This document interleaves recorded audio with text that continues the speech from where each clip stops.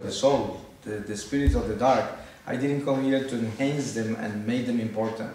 But I came here to share with you a spiritual language where I call you to mystify your faith, to go deeper in the faith. I believe that a spiritual retreat like this is about being more spiritual, because that's the way we call a spiritual retreat. Some people have spiritual exercises that are almost like sports. They come to hear beautiful talks, and they come to hear theologians that are doctors and people that are specialized in sophisticated spiritualities. But when we gather like this weekend, we gather here to listen to a regular guy that is not a theologian or nobody that has any specialization in religious sciences. But you gather here to share with me a regular life of a guy that has had an encounter with the Lord and has changed his life. That's me. And now I understand that based on my experience and based on the experience that I notice of most everybody today in this type of life we live in, we are to mystify ourselves a lot more than we are, to spiritualize our lives and to bring our religion into a deeper understanding, to bring our religion to be real, to spiritualize it.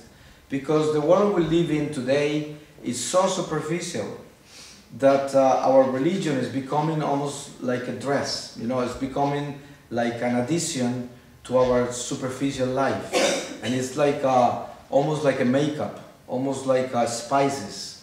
So religion becomes one more thing among all the things we collect and consume. So religion is one activity more.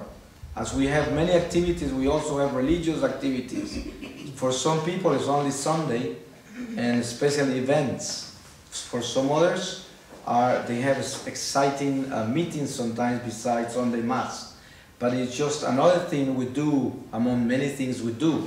It's not everything for us, it's just some of the things we do. So that's why I think that a retreat is about becoming more spiritual and more aware that religion, if we are to live it the way it has been revealed to us, is about becoming religious. It's about our life becoming religious. That means being spiritual. And being spiritual is being spiritual all the time. It's not only being religious sometimes, which is not even being spiritual, which is the most common type of relationship of people today with God. It's being religious a day of the week, or sometimes when things are prosperous or really terrible, when things are down, but not a life that is lived within that Spirit of God all the time. So I pray to the Lord that this weekend could be an awareness of becoming spiritual all the time, of becoming real for God, so that we can bring every aspect of our lives into God. And I don't think any theology, no matter how sophisticated it is, will bring us into the awareness of how to become spiritual. As a matter of fact, a lot of theologians are not spiritual. They are very intellectual. And some of them end up even preaching heresies. There are a lot of them, like our Pope, that are really spiritual and great masters, thanks to the Lord, because those are our guiding lights. But today, I notice, as I travel throughout the world and through the Catholic Church, that we need to really get deeper. We need to become spiritual.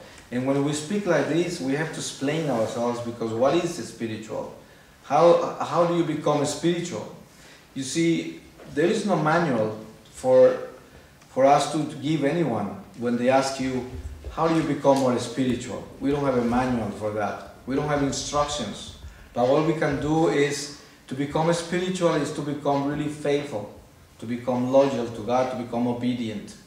You notice that for you to become a priest or to become a religious person in a religious community, you have to engage yourself in a vow of poverty and chastity and obedience. That is regularly what you have to do. And a lot of people do, but very few know what they commit to. A lot of people get married, and very few know what it means, the sacrament.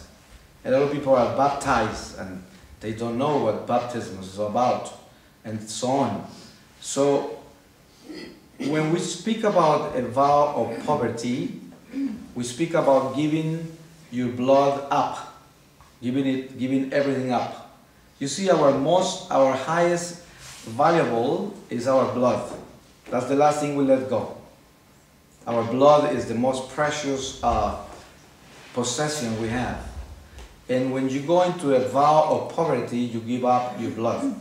You give it up to the Lord. And that's why it's so difficult. You see a lot of people that go into religious life, into priesthood, into marriage, and they commit themselves in the church in different ways, but they don't give up their blood, even though they make vows to give it. But you notice they are very big as persons, you know, gigantic personalities, and very, very characters that are being built constantly in a stronger. You see very little poverty there, very little submission, very little no humility, and that makes the church very, very poor, in the sense of almost being in bankrupt.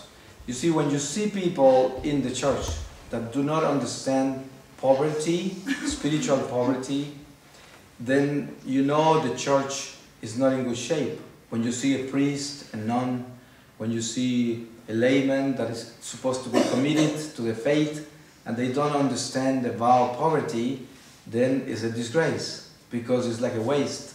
It's an instrument that was called into the mission, and it's not holding the weapons in a way that they can be safe. There's no way those weapons will be lethal against the enemy, because if anything, that particular person becomes the enemy itself against the church. And that's why there are so many scandals. So when we speak about spiritualizing our life, we speak about understanding the gifts of the church, the gifts of our faith.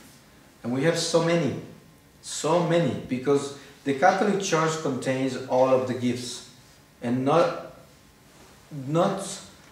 forgetting that our Catholic Church begins with Abraham and Melchizedek, because a lot of people do not go back enough, further back enough. We begin from there, from Abraham and Melchizedek.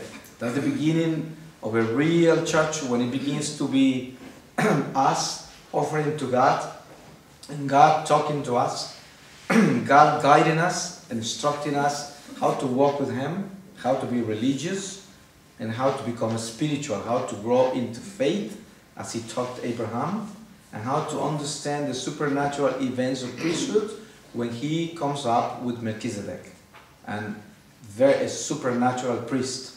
And it's the beginning of the understanding of divinity and humanity meeting on a ritual on the altar.